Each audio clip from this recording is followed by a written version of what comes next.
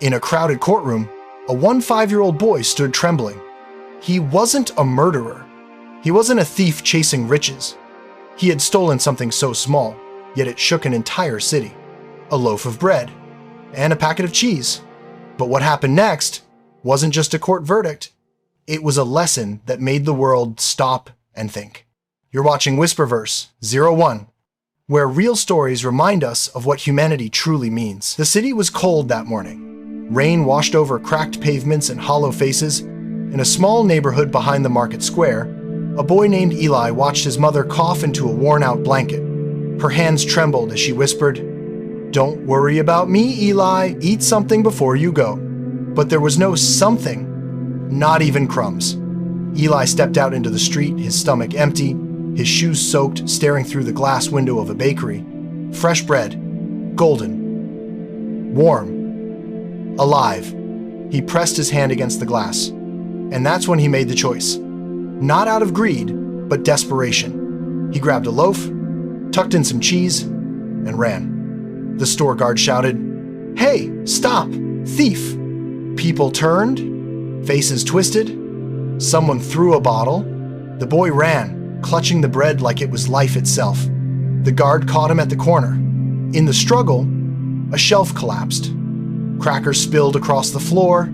By the time the police arrived, Eli was silent, eyes wide, heartbreaking. He didn't resist. He just whispered, "I'm sorry." But sorry doesn't stop the law.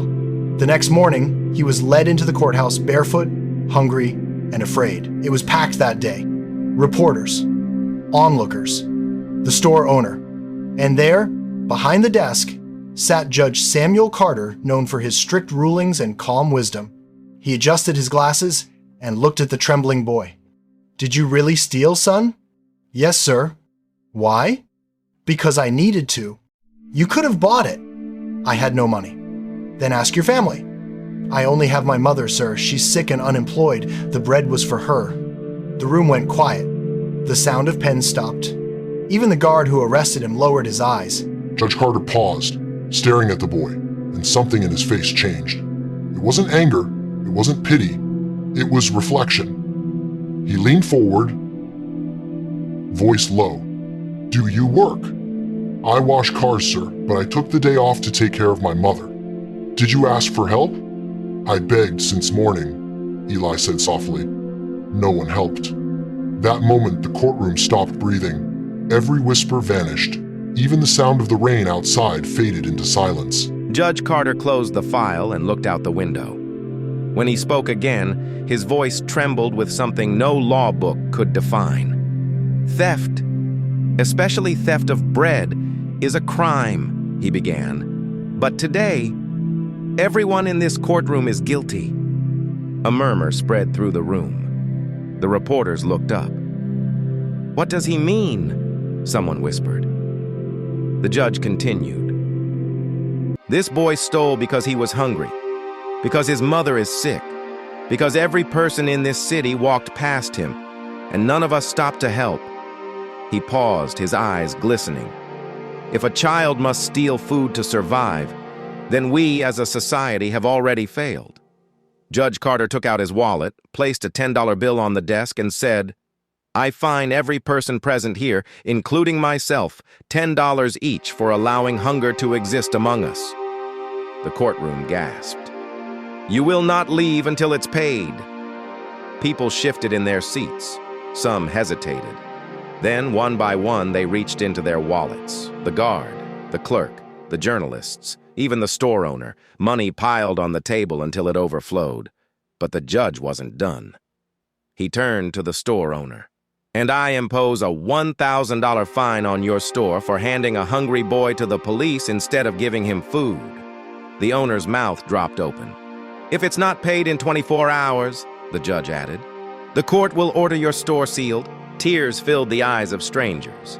Reporters forgot their stories. They watched as the judge stood, walked to Eli, and gently placed his hand on the boy's shoulder.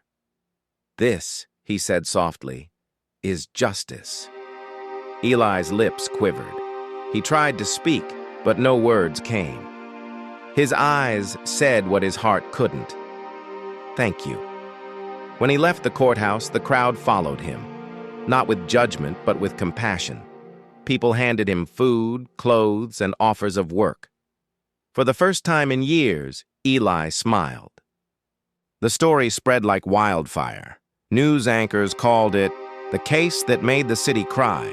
Charities rose overnight. Bakeries started compassion shelves, free bread for the hungry. And Judge Carter? He became a quiet symbol of moral revolution. He never gave interviews. He simply said, "I didn't change the law. I reminded people of their hearts." Years passed. Eli grew up. He became a social worker, feeding the homeless, rescuing street kids, building shelters under the name Carter's Table. Whenever people asked why, he smiled and said, "Because once, someone believed I was more than my mistake." The courtroom, long closed, still echoes that verdict. Visitors say they can almost hear the words carved into history that day. If a child must steal food to live, society itself is on trial. And maybe that's true. Maybe we all stand in that courtroom every day, faced with the same question. Will we walk past hunger again? Or will we finally stop and feed it? That day, justice wasn't delivered on paper. It was delivered in hearts. Because true justice isn't about punishing the weak. It's about correcting what's wrong in us. If this story moved you, share it. Let it reach someone who needs to remember that kindness still exists. This is Whisperverse Woe 1, where stories speak, even when the world stays silent.